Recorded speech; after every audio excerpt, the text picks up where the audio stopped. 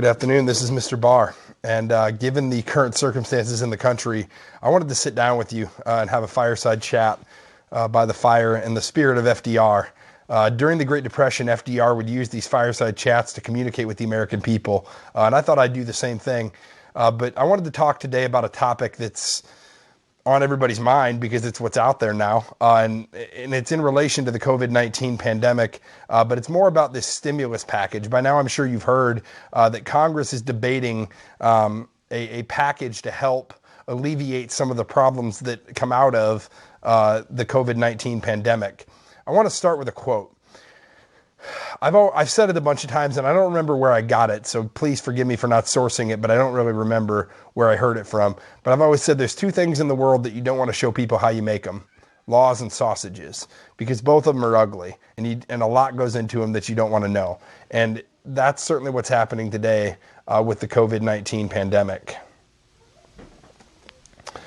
Currently, so here's what's happening now. Currently, Congress is debating a $2.1 trillion bill that provides help to businesses, corporations, and individuals as we deal with the COVID-19 pandemic. So as I'm sure you know, different businesses have been shut down, different aspects of the economy were shut down to help with this social distancing idea that the CDC is pushing out to help stop or slow the spread of COVID-19 across the country.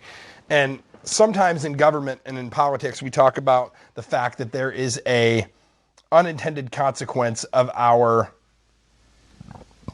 actions. So sometimes things happen that we don't anticipate. And one of the things that could happen as a result of this is a recession. If you look at our economy before this, we were doing quite well. We had low unemployment. We had stock market at an all-time high. We were averaging about 4% growth per quarter, between 3.5% and 4% growth per quarter. And growth is measured by the amount of stuff that we put out, our GDP. And then the number of jobs we created was high. All that stuff was happening. So businesses were hiring. They were reinvesting in communities.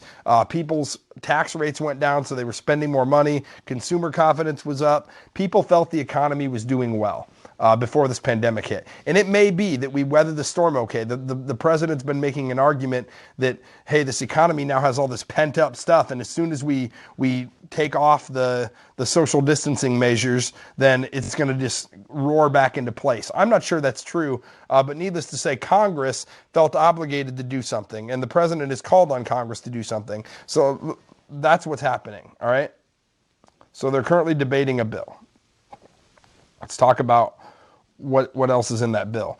The fear among lawmakers is that if the steps that we had to take to shut down the economy will slide us into an economic recession or an economic slowdown.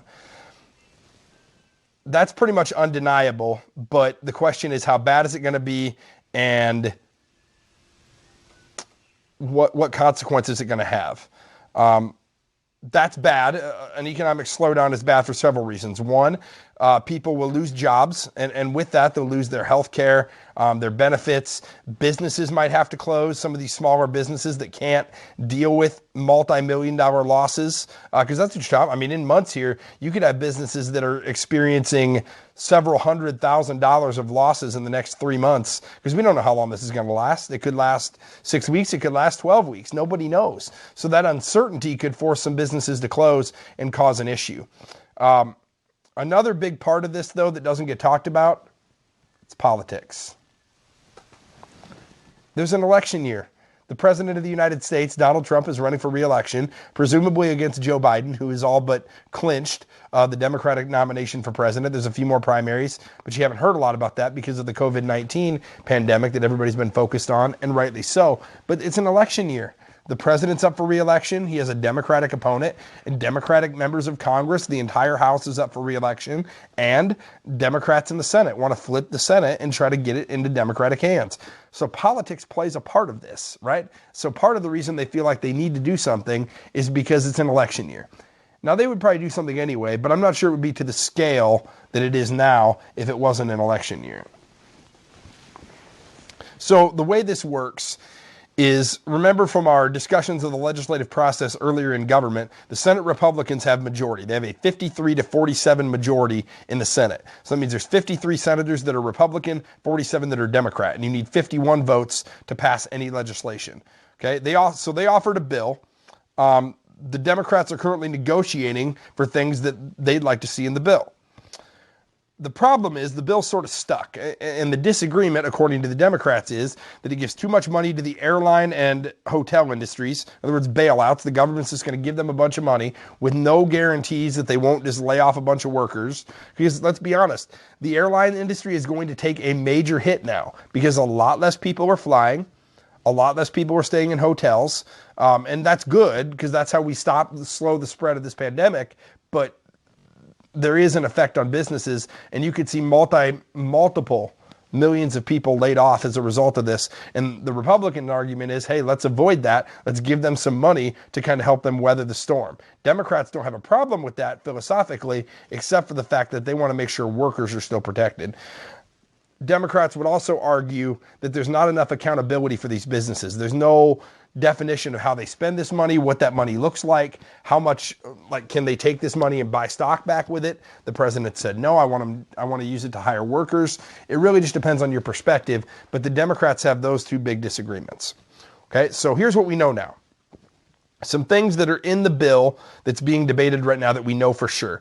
Direct payments to families. So depending on how much money you make and how many people are in your family is going to depend on how much money you get. But the government's essentially going to give you money to help weather the storm during COVID-19. And we don't really know what the requirements look like. We don't know the logistics of how that works out yet. Are they just going to cut you a check? There's been talk that they're going to put it on a little debit card and you can use it for only certain things, food, healthcare, things like that. And nobody knows yet for sure what that looks like. It's still being debated out there. There's an expansion of unemployment insurance. So right now when you get unemployment, they use a formula to determine how much unemployment compensation you get. So if you make this much money, they use a formula to decide. The Democrats have expanded that and said for 6 months, they're going to pay your full salary. So whatever the equivalent is, if you make, I don't know, let's say you make $25,000, $50,000 a year. In 6 months, you make $25,000. Then you would get that $25,000. Whatever your full amount is, that's what you would get after taxes. So there's an expansion of unemployment insurance in there. Small businesses can get loans that are forgivable. I think it's up to $100 million. So they can get a loan from the federal government, and after this crisis is over, that loan is forgiven, so they don't have to pay it back. So it's basically free money for small businesses. Now, what classifies as a small business versus a large business, we don't know yet, and that's going to be an important distinction. But those are the things that are in the bill now, okay?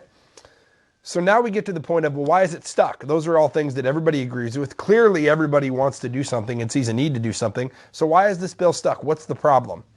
A couple of things. One, the Democrats want to add things to this bill, like changing the way unions can negotiate for benefits. They want to add incentives for companies that use solar panels, tax breaks. Those things don't have anything to do with this pandemic, so why do they want to add it? The short answer, it's politics. They want to add it because that's the way this works. Big bills like this, you add stuff in, you get every chance. This is an opportunity for you to kind of get some things in that you care about. And they probably see it as some leverage because they know it's going to be hard to vote against this bill. So the more stuff they can put in it, the more difficult it becomes to vote against it because people are hurting. Is that good? No, but that's the way it works. You want to add stuff into your bill if you're a senator that benefits the individual states, or in the case of the House, individual districts. Another reason is it makes it sound like you're putting up a fight, like you're really duking it out and really negotiating hard over these things. It's an election year. That matters. So you want to try to be able to have some things to brag about to the people that you represent. And it's politics. It's the way it works. Not a good thing for the country necessarily, but newsflash, members of Congress don't always put the interests of the people ahead of their own. Sometimes they do things that are in their own self-interest. So here's the likely outcome. Now remember, the bill still has to pass the House, and the Democrats have majority there, so they have to weigh in and be able to get something that's going to pass the House. So they'll probably take the Senate bill, add some stuff in it, get so Democrats in the House can vote for it, or they'll have a pre-agreement. So the House will say, hey, as the bill stands now, it'll pass. So the House will pass it quickly. They're going to get something done. They have to. Okay, public pressure is going to be too high on them to not be able to get something done. They definitely have to. The question is, what does it look like? How long does it take? What things are in it? What things are not in it? That's going to be the challenge. Here's what I wanted to point out really in this fireside chat. You're probably sitting there going, Mr. Barr, this process sounds ridiculous. Like the Democrats are adding stuff into bills, and not just Democrats, Republicans too. It happens all the time. They're adding stuff into bills that don't make sense. They don't have anything to do with this pandemic. Why can't we just get together and vote? I'm going to tell you the truth. And the truth is, this is our fault. And the reason I say that is because the percentage of senators that win re-election every 6 years when they run is like 90%. If you're a U.S. senator running for re-election, you have a 90% chance, 90% chance of winning re-election. We allow them to continue to do this because we don't vote them out. Voting is the most powerful weapon that we have, right? Those that are in power, we can take it from them. They're not going to give it up voluntarily. We can take it from them, but we don't because of our apathy. We're lethargic. We just don't care. So part of this is our fault. We complain that they're not representing us. They're not looking out for us. You're right. But we reelect them every 6 years or every 2 years or every 4 years if they're the president. Here's the thing I want you to understand. Changing that system, changing the way, if you think that process that I just went over is ridiculous, you're right. But changing it has to come from you. You have to use the tools that you have to be able to do it. Otherwise, it's not ever going to get changed. Here's some things I wanted to point out just in closing. This pandemic is your opportunity to change the country in a variety of ways. First, you can do your part in the pandemic. Stay home, wash your hands, practice social distancing. Don't go out with a group of friends and have a big party somewhere. Be smart, be realistic, don't be fearful, but be smart. There's a big difference. You don't have to be scared, but you need to be smart and protect yourselves and protect other people that are prone to this virus to help slow the spread of it. I don't know what the future holds. I'd love to sit here and tell you that I'm optimistic. I actually think we'll be back to school on April 13th, but that's my own opinion. I could be wrong. I could be right. Nobody knows. Nobody knows what the future holds. So you can only do what you can do, and the rest will take care of itself. But you can also demand better from your representatives in the House and the Senate and in the White House. Demand better from your members of Congress and from the president. You can realize that the most powerful weapon you have to fight this pandemic is staying home, but it's also your vote. And politicians aren't going to listen to your words. I've been a politician. They're not going to listen to your words. The only thing they understand is voting, right? The only thing the Democrats got a message in 2016 when Donald Trump won the election when nobody thought he could. The people spoke and sent a message. The way that you get your message across to the people that represent you that you don't like what they're doing is you vote. They'll understand that. Changing this system has to start with you. Decisions are made by those who show up. You have to show up. Show up, do your part, and changing America is possible, but it has to come from you. This is Mr. Barr. Thanks for listening, and I'll see you in a few weeks.